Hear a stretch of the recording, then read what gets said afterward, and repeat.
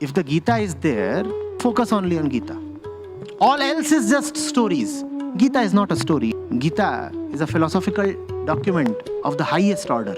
It is not storytelling.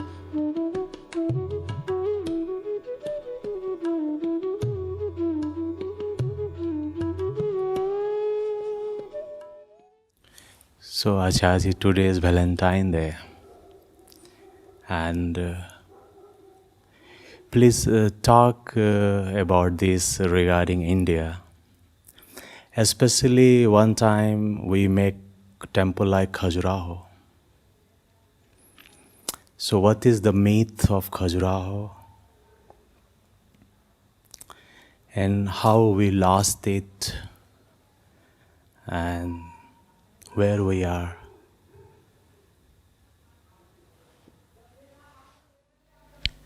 No, it's not that we lost it or something. Not that once upon a time the entire philosophy or culture here was about the stuff depicted on the Khajuraho walls.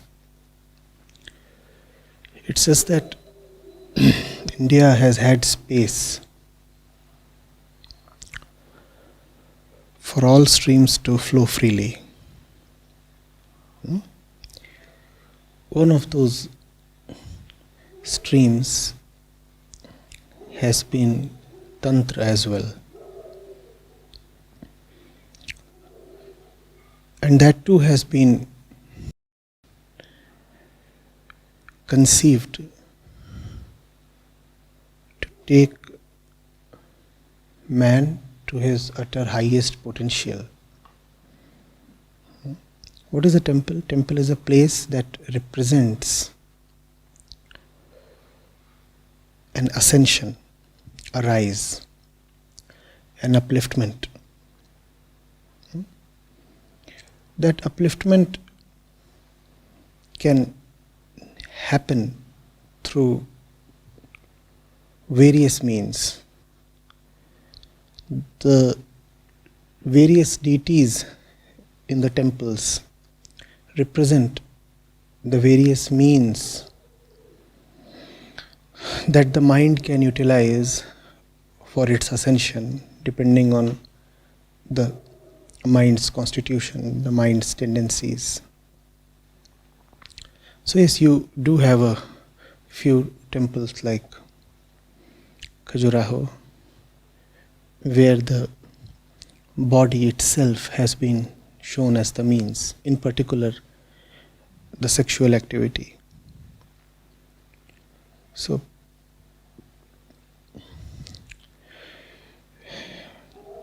however, the existence of Khajuraho is not to prove that once upon a time in glorious antiquity, India was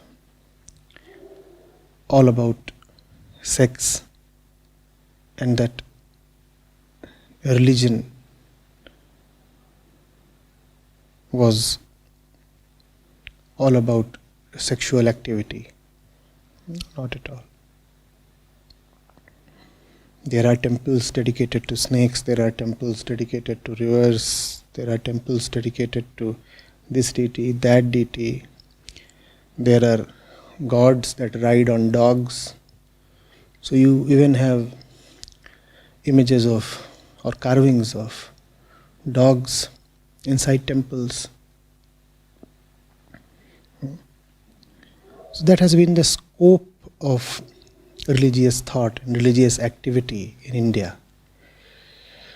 Right? Man has tried everything here. One of those experiments related to the body as well. Right? But even when the Khajuraho temple was being raised, parallelly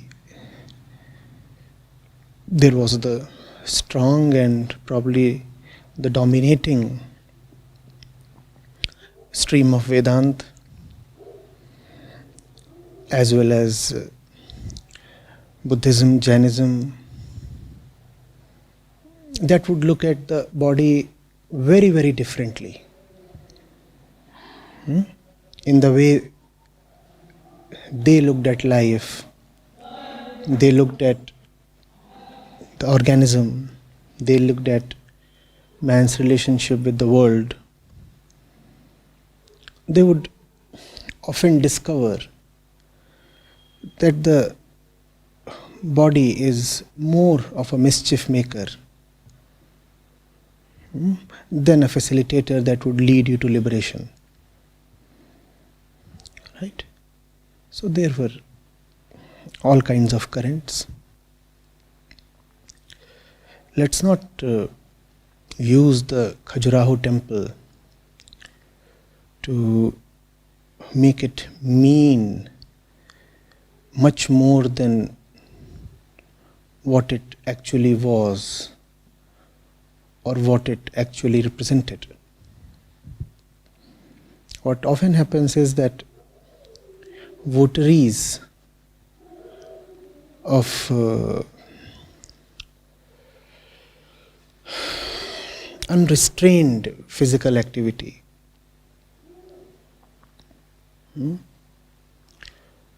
or untamed bodily consumption often refer back to Khajuraho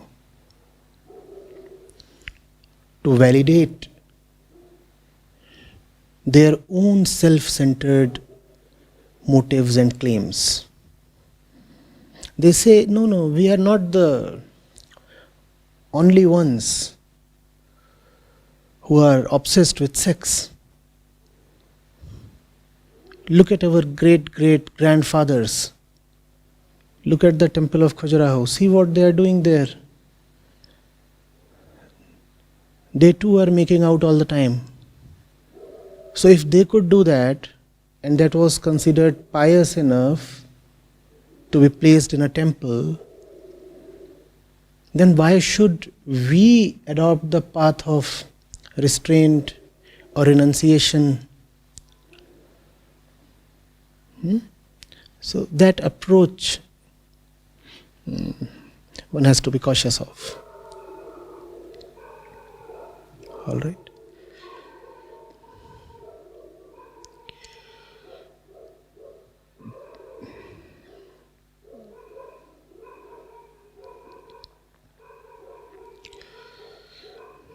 When that kind of a thing happens, I often ask,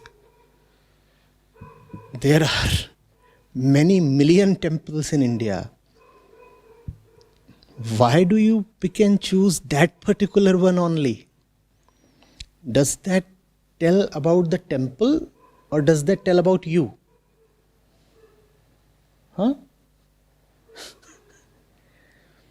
India has been a land of temples. There are temples every 200 meters. But then that particular temple has received greatly disproportionate attention. The temple is wonderful. I do not mean to disparage the temple. The temple is great. But why not talk of the humongous number of other temples and other streams as well? I'm not saying do not talk of Khajuraho, but put things in perspective. Be mindful of the bigger picture. That's what often happens. We get so focused on one little thing that we tend to discount everything else.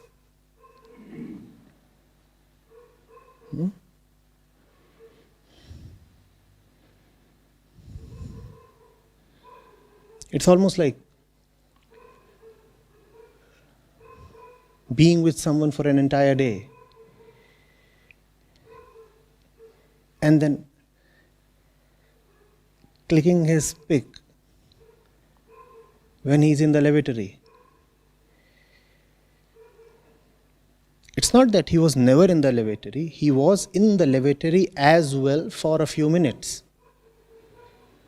Not that you are lying if you present that image or talk of that image. Yes, sure. He had his pants down and he was on the commode. But why do you talk of only that? There is so much else in those 24 hours. Why does that not appeal to you? And if you are prepared to talk of the entire expanse of 24 hours, then that lavatory thing will start making better sense. Then there would be a context in which to understand everything. Sans the holistic context, things get distorted in their meanings and their implications.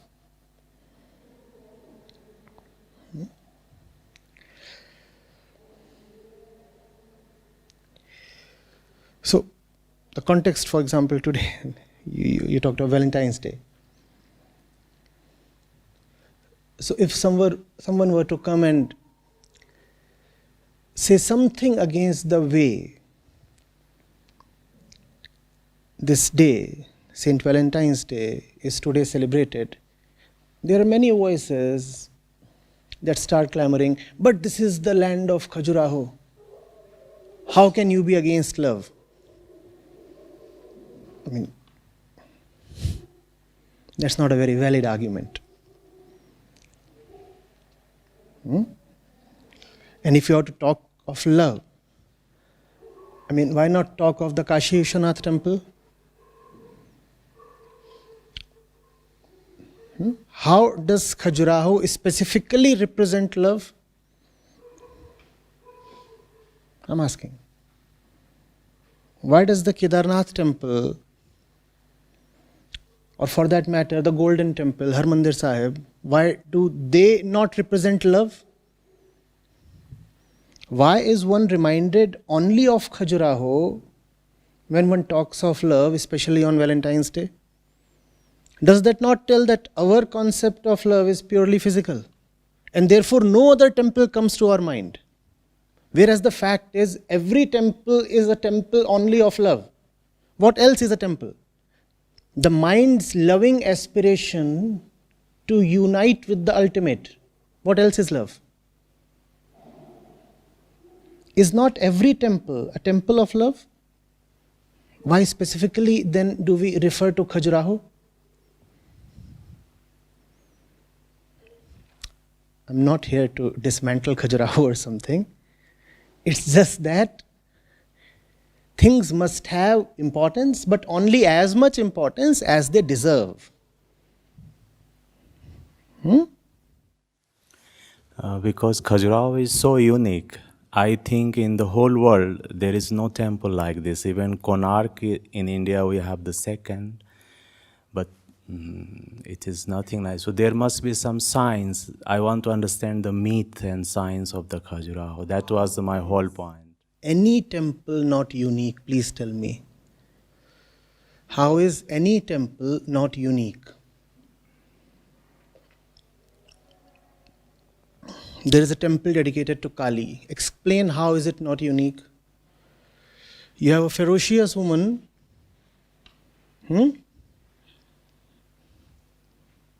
carrying weapons of all kinds, standing on top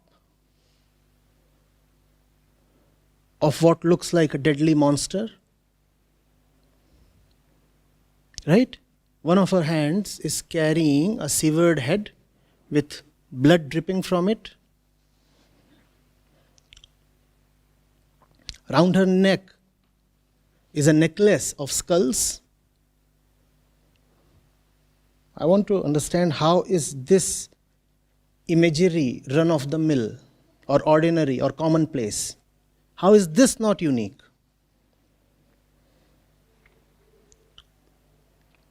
So, every mind is unique, just as every person has his own life story.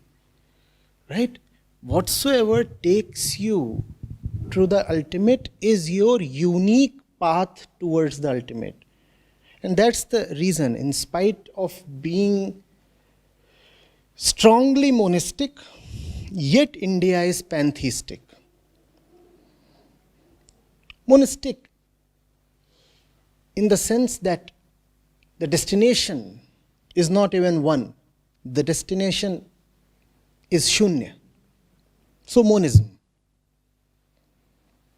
The underlying reality is not even common. The underlying reality cannot even be talked of, thought of, or defined.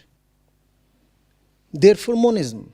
At the same time, as we perceive the world, we all are very, very different people, are we not? At least superficially. There are a lot of differences among people. Therefore, each one of us requires a separate path for his or her own dissolution. Therefore, each one of us deserves to have a separate, unique temple for himself, herself.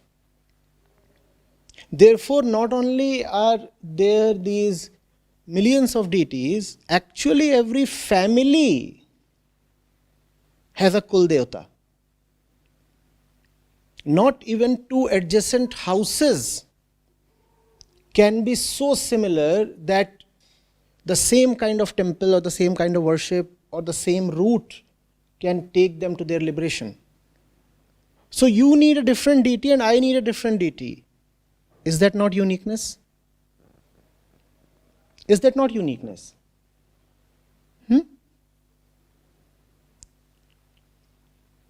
Everybody requires a separate and different and unique path of his own.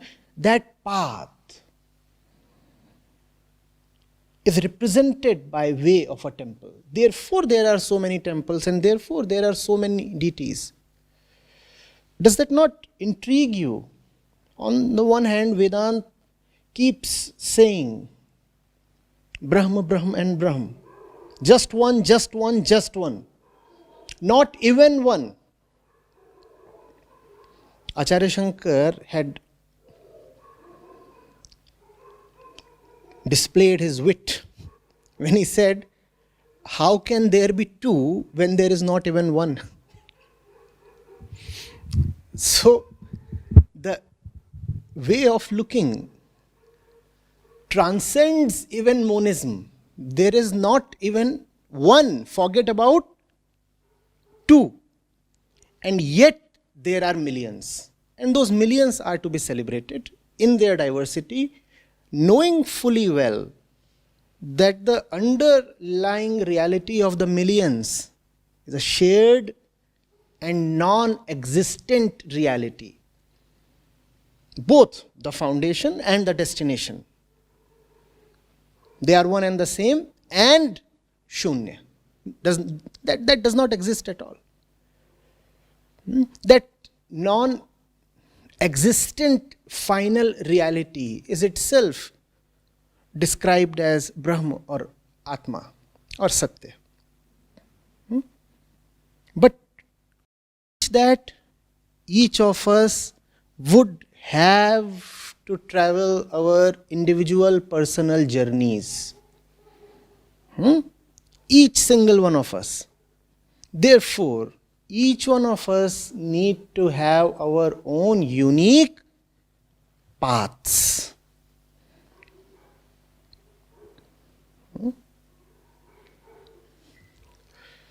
At some stage in one's life,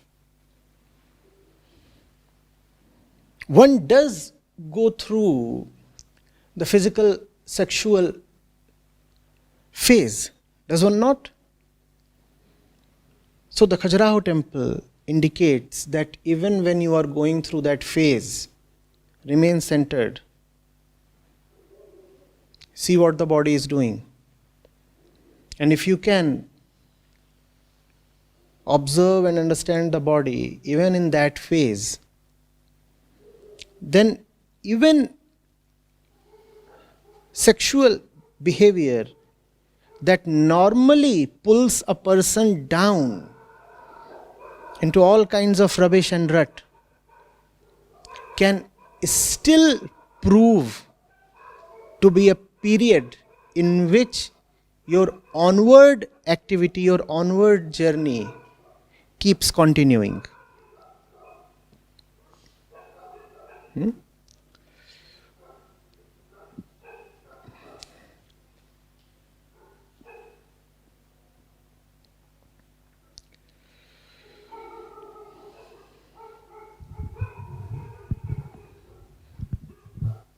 Yes. So, just this last part, then Shankaracharya you mentioned so well, Acharya. Can he write Saundarya and Anand Lahari also? So, yeah, so please talk a little bit. Why he needed to write this when only even one is not existing? Because each of us need our separate paths. No? Acharya Shankar was in a debate with Mandan Mishra. He was a staunch dualist. Right? And when Mandan Mishra was vanquished in the debate, Shastrarth, then his wife came over. I suppose Bharti was her name. And she says, my husband is not fully defeated till you convince and subjugate me as well. So she starts debating with Acharya Shankar, and it is said that the debate continues for many weeks, and she realizes that he cannot be put down in argument. So finally she, knowing fully well that Acharya Shankar is an ascetic, a monk, a celibate who has never had any experience of sex, she starts asking him all things about sex.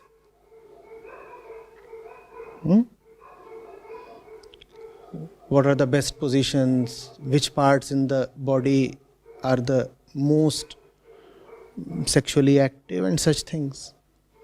Even her husband tries to restrain her. He says, this is not fair. The one that you are debating with is a sannyasi. How is he supposed to answer these queries? She says, but is sex not a part of the entire experience of life? He must know. And Acharya Shankar had to concede. He said, fine, give me a month or so. I'll go and learn about this stuff as well. And I'll come back. So surely he would have gone back and done his research in whichever way possible. We are not supposed to know what he exactly did, so we have been handed over a fairy tale. It's surely a fairy tale. Surely this is not what happened. We have been told that he went and found a dead king's body. The king had freshly died. So he left his own body and entered the king's body, and then coolly made out with the king's wife or wives for a couple of months. And in this way, he learned the, if you can call it, the art of lovemaking or whatsoever. And then after 2 months, he again came back to his body and then went back to the lady and told her whatever she wanted to know from him. And then she said, fine, now you deserve to be called a winner in the debate. So, see, these things are there. But remember that this was at the fag end of the debate. This wasn't the entirety of the debate. This was just one thing in the debate. So, let's not give it disproportionate value. Even this one thing that was there was objected against by not only Acharya Shankar, but even the person he was originally contesting, Mandan Mishra. Even he said that What kind of scriptural knowledge is contained in sex? Why are you questioning him on these things? This any layman knows. What's so great about knowing about the anatomical details of sexual activity? But fine. Finally, it was agreed that yes, this too is a part of life. And one must not be foolish in these things. One must know this stuff as well. As well. Remember? As well. If I remember correctly, the debate had continued for 17 days. So this was probably on the evening of the 17th day. We also need to be curious about what happened from day 1 till the evening of day 17. Is that not important? And once we know what was it that took precedence before sex, only then we have the right to talk of sex and such things as well.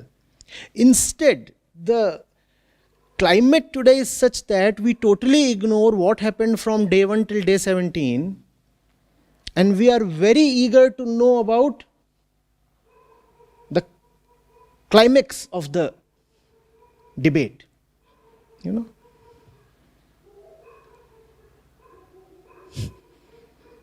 And I mean it literally. The climax, that's what we are very interested in. And that cannot come before 17 days of something else. That something else is far more important. Let's firstly go into that. Just as you cannot just become a Casanova, some kind of a cosmic lover suddenly on 14th of February. Or can you? But most people fantasize that they can. Living 364 days quite lovelessly, they suddenly want to be very, very loving on the 14th of February. No, that's not going to happen. Just as if you do not know what transpired from day 1 till day 17, if you do not know that, then the curiosity into the fag and sexual phase of the debate won't take you anywhere. Or would it?